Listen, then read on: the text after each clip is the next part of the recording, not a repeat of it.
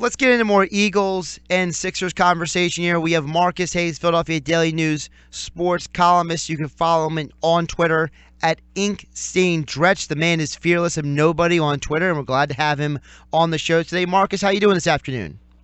Good, Josh. It sounds like Dashawn is on that Marshawn Lynch pseudo media campaign where he shows up and co-hosts or whatever suits him. Well, we're friends, so he's allowed to show up and whenever he wants. So that's amazing. That's a good gig. I wish I could get a job. It's like working at Google, right? Well, Marcus, we appreciate you being here with us, and we want to start with the Eagles because we've gotten 2 preseason games in the book. They've made these different moves, sending Jordan Matthews away, bringing in Ronald Darby, and I want to start with Darby because while I do think that he is a very good fit for the Eagles, I don't want to get carried away because he did play his former team, and I look at him and say, listen, you played great, but you know Tyrod Taylor. You've practiced with him for a couple of years. You know his tendencies. I want to see more than just you playing the Bills before I make a full determination of what I think you can do. That's a perfectly cogent and logical argument. My only rebuttal would be he did do it. It's not as if he failed given all of those advantages. But yeah, I mean, when you look at what the Eagles' defensive line, what the pass rush did to that Buffalo Bills offensive line, there wasn't a whole lot of time. Number one, number two, Ronald Darby knew every pattern that was going to be run and had defended each of those receivers for weeks. And number two, and number three, it's Tyrod Taylor. Well, who's worse than him or Jay Cutler? I mean, we got Jay Cutler coming in next week, so. Yeah, Jay Cutler with no off season and no, very little familiarity with this system and these receivers. That's going to be a, what do you think, 4 to 6 game breaking in process. So, I know it's tangential, and I know the Eagles are playing the Dolphins, but anything you see from Jay Cutler for the first 4 to 6 weeks, as much as I, will gladly deride Jay Cutler, who I think is the Jeff George of this generation, it's really unfair to judge him until he gets familiar with the system and the surroundings, and by that time, it's probably going to be too late. Yeah. Looking overall at this defense, Marcus, you have a situation where you bring in Darby, you draft Derek Barnett, you sign Chris Long, you bring in Tim Jernigan. I think this defense has the chance to be better than it was last year because I see a lot of guys being brought in here who really fit with what Jim Schwartz wants to do. Yeah, the early season contention that this defense was decent, to me, was really fallacy. The big issue on this defense that didn't get much address was the performance of the right side defensive end. You can't spend, essentially $18 million on Connor Barwin and Vinny Curry and get 7.5 sacks from your right defensive end position. Neither of them was suited to play there. It was a huge mistake by Howie Roseman, a huge mistake by Jim Schwartz.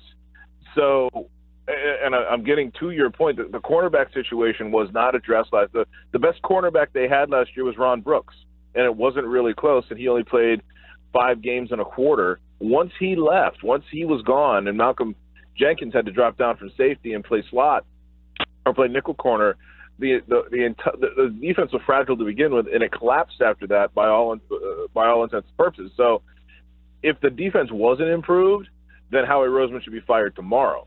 I mean, it was not a good defense. It was a very poor defense, and it's a defense that a lot of assets have been thrown at. I mean, Malcolm Jenkins is making good money. Riley McLeod's making good money.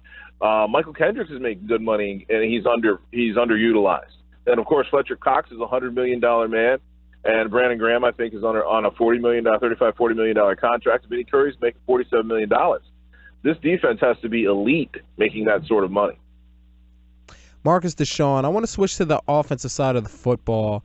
And the first 2 preseason games, we've seen the Eagles first not really want to run the football and then again struggle running the football. Is this just, a preseason vanilla thing, or is this something we really have to worry about going into the regular season? In the first game, Brandon Brooks didn't play, the right guard. The second game, Jason Peters, the left tackle, didn't play, and which further, insanely further weakened the right side of the offensive line, because you went from Lane Johnson, who's probably the best football player on the entire team, he went and played left tackle, and Matt Tobin, who may be the worst football player on the entire team, played right tackle. So to answer your question, I have no idea what this run game is going to be, or really what the offense is going to be, because you've had 4 position changes in 2 preseason games along the offensive line. And let's be frank, nothing works if Carson Wentz isn't effective. Carson Wentz isn't effective unless the offensive line is competent or better, and the offensive line cannot be competent or better if it's missing its 3rd most important player in Brandon Brooks. Then the next week, its most important player, Lane Johnson, and its 2nd most important player, Jason Peters, aren't playing their positions. So until we understand, until we can gauge how good or bad the offensive line is, we have no idea. So you definitely should be concerned. You definitely should be worried, if only because this is the time of the year where the offensive line becomes cohesive. And that's just not happening right now. Sticking with the offensive side of the football, looking at the receiver positions as far as the battles in training camp for those last couple of spots, Bryce Treggs missed the last game after playing well the first game. Do you see him still in that fold with Marcus Johnson and Greg Ward? Yeah, I think Bryce Treggs is kind of it'll be interesting to see how they see Bryce Treggs and Wendell Smallwood, the backup running back or part of the running back mix, after this second game, which they both missed. I believe they believe Bryce Treggs was on the team. He had a roster spot. I believe that to be true now, and the same of Wendell Smallwood. But, again, when you're talking about second-level guys, it gives the opportunity for third-level guys to become second-level guys. You hardly ever lose your starting spot in the preseason or in spring training or, the other preseasons. But a backup guy can become a third-stringer in a heartbeat. Talking with Marcus Hayes, Philadelphia Daily News sports columnist. You can follow him on Twitter at InkStainedWretch. Marcus, I'm looking at Corey Clement as a guy who could possibly make this team, not as much because he scored a touchdown, not just because he ran for some good yards and ran hard, but because on that play action where they had the pass to Selleck, the big moment for me was that block he laid. He didn't just slow the guy down. He put a hard block on the guy coming at the quarterback, and that's what really allowed that pass to Selleck to be made for the first down. To me, when a running back, especially a rookie, shows that he is that willing to be a blocker, that just elevates his value to a team. That's an excellent point, Josh, and I'm glad you brought it up. Corey Clement is not only a willing blocker, but he's an able blocker. Blocking is difficult. It's interesting to me when people talk about tight ends and running backs, oh, well, they're an okay blocker, but we'll get past it. There are 5 guys that play in football games. Their only job is to block. To slough it off is like, oh, well, blocking's not that important. That, to me, is insanity. It's as important or more important than any other skill because it sets up everything else. It's not the most difficult skill, but it is a difficult skill, not the most difficult skill, and you have to be good at it. You know who was great at what you saw Corey Clement do? And you're right, he did it twice in that game. He's willing and he's good and he's big. Ricky Waters was a spectacular pass protector. Deuce Staley was amazing at it. Both those guys were good enough to be fullbacks in the NFL. They were such good blockers of linebackers and offensive linemen. So you're right. Corey Clement's complete package probably makes him more valuable right now than Donnell Pumphrey, who, I still don't understand. If you're trying to win this year, why would you spend a draft pick on a super specialist when you already have a super specialist in Darren Sproles? I know Sproles might not play past this season, but, drafting a guy in the 4th round, as he's a gimmick guy, to me doesn't make a whole lot of sense if you have so many other holes. Good for them that they also got Corey Clement. It's funny you mentioned that because I was thinking about this earlier this week, and that is, you look at the fact that Clement has a chance to make this team. He would basically replace like Garrett Blunt next year. Pumphrey, they expect to replace Sproles in the future. They draft Sidney Jones, he might not even play this year. He might only play next year. It seems to me that Howie Roseman and the Eagles are trying to serve two masters. They're trying to win now and prepare for the future at the same time, which is putting them in these weird predicaments where they're having to basically balance a roster for now and 2018. Well, that's what good teams do, but not this dramatically. You know, they'll sign a free agent or a big name. They'll sign an Alshon Jeffrey for $9 million or $14 million, depending on incentives, but they'll sign him for more than 1 year. Or they'll draft a Sidney Jones because they already have Sidney Jones replacement whose contract is going to expire. The problem with the Eagles is they were so undermanned after 3 years of Howie and Chip Kelly that they don't have those transitional pieces. The guys whose contract, Darren Sproles to Donnell Pumphrey makes perfect sense. That is organic. LeGarrette Blount, who you have no idea what you're going to get out of, to Corey Clement is much less safe because you don't know what you're going to get out of LeGarrette Blount in this offense for this year. You know what you're going to get out of Sproles, and you think that as he deteriorates during the season, maybe Pumphrey can pump some new life into that position. Pardon the absurdly terrible pun that was totally unintentional. But, that is a much more natural transition than Alshon Jeffrey to, assuming Alshon Jeffrey goes somewhere else, Alshon Jeffrey to, Mac Hollins or whoever. You know what I'm saying? It's just they put themselves in a position over the last 3 or 4 seasons at so many positions that transition players no longer really exist. I mean, Alan Barbary to Isaac Seumalo is exactly the way it was supposed to go at left guard.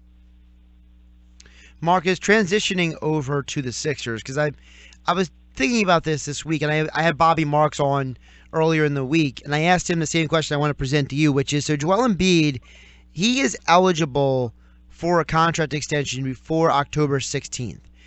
If you're the general manager of the Sixers, do you get that contract done before the 16th, or do you let this upcoming season play out?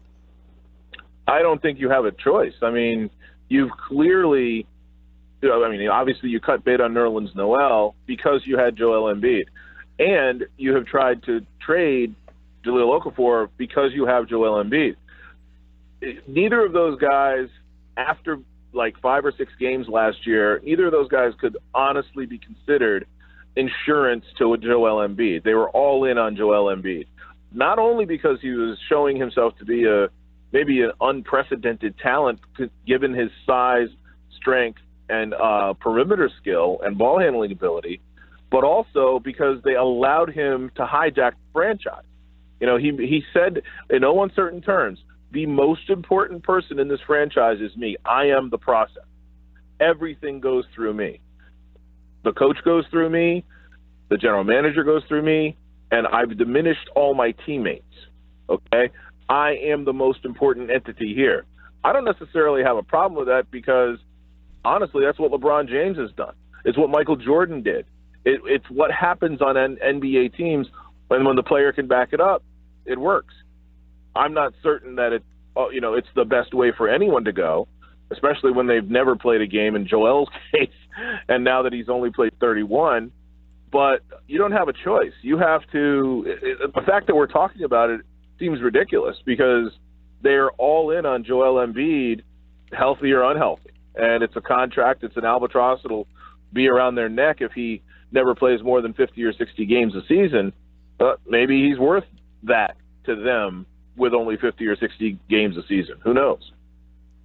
Marcus, it's interesting that you say that because now you got guys like Ben Simmons and Markelle Fultz who are both respectively #1 overall picks in their respective drafts. These are all young guys. They're all around the age 19 to 21 to 22 to 23. What if these guys come in and play well and, they want to be the face of the franchise? Do you think that that's something that the Sixers have to worry about, or is it everyone knows Joel's the guy, they're comfortable playing their roles, let's just get this thing going? I don't think it matters whether they're comfortable with it or not. That's the way it is. They allowed this to happen last season when Brian Colangelo and Brett Brown didn't go to Joel Embiid and say, hey, stop it with the process stuff. Okay, you're not the process. We're the process. People don't understand what Joel Embiid did when he branded himself the process.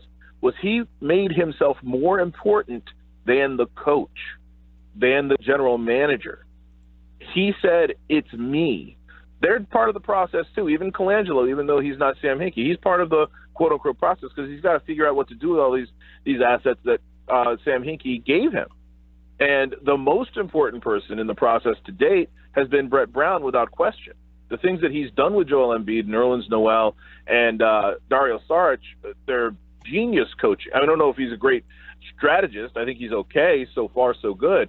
But the development of these players has been amazing. You know, T.J. McConnell, Robert Covington. I mean, he made Robert Covington $50 million. So all that said, none of it matters. Markelle Fultz's feelings and Ben Simmons' sensitivities are irrelevant at this point because Joel Embiid branded himself the most important Sixer since maybe Dr. J, or Iverson, or whoever you think is the most important Sixer of whatever era. But that genie's out of the bottle. So they're all in on Joel Embiid as a franchise, as a company, as a corporation.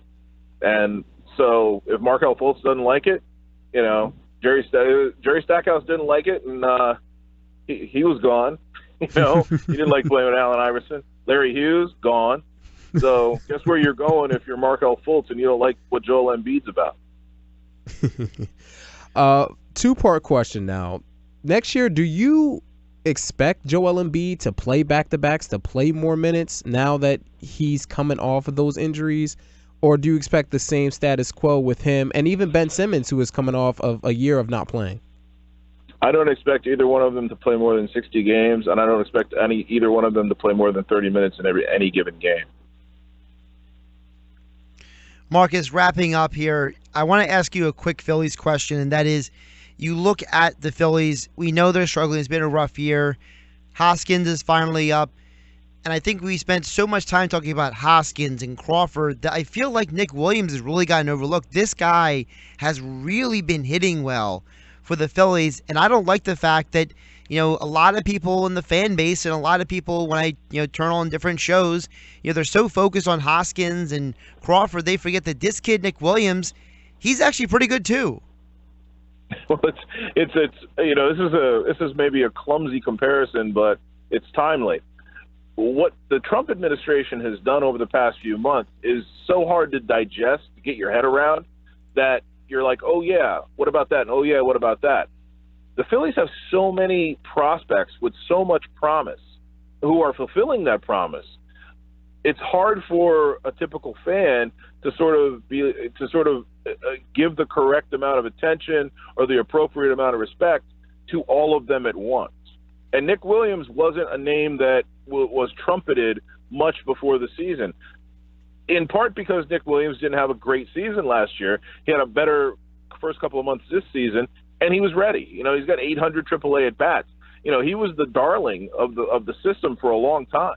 Well, since he came over. So, yeah, Nick Williams is certainly the most promising person in the franchise right now, maybe period. You know, to do what he's done and play the defense he's played and be as professional as he's been so far, so good. You know, if you really want to get excited about a guy who's shown you a little bit of something, Nick Williams is the guy to get excited about, much more so than Rhys Hoskins, I believe, because I believe that Nick Williams is 2 bucks a little bit fuller. He is Marcus Hayes. You can follow him on Twitter at InkstainedWretch. It's always good to have him on. He's the Philadelphia Daily News sports columnist. Marcus, always appreciate the time. Thank you, Marcus. All right, thank you. All right, Josh. See you, Dashawn.